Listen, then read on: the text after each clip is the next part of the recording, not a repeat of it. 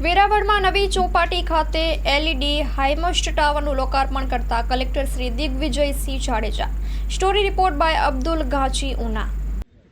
આપણે આજે આ વેરાવળની જે ચોપાટીની બાજુનો જે બીચ છે ત્યાં આપણે ઉભા છીએ અને આ જગ્યા અમે બહુ ટૂંકા ગાળામાં એનો ડેવલપ કરી છે।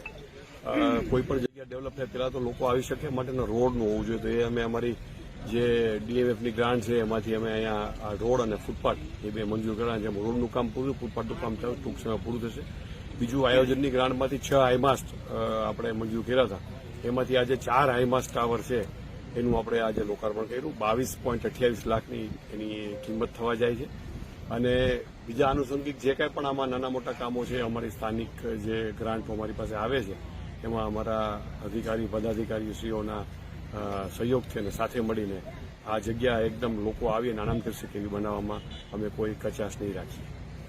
અમે અહીંયા રેયોનનો સંપર્ક કરી, ઇન્ડિયન રેયોનનો, અને એનો અમે એના પ્રેસિડેન્ટને એક અપીલ કરી હતી કે ભાઈ અહીંયા એક સારું એક ગાર્ડન એવું બનાવી દો અમે નાનું એવું, જેથી લોકોને સવારે આવે તો એક સારું એક વાતાવરણ જોવા મળે, તો એને સારો પ્રતિસાદ આપ્યો। હમણાં અઠવાડિયા પહેલા અમે આ ગાર્ડનનું જે ખાતમુહૂર્ત કર્યું છે અને લગભગ 31/3 પહેલા તો એ ગાર્ડન એ પૂરું થઈ જશે।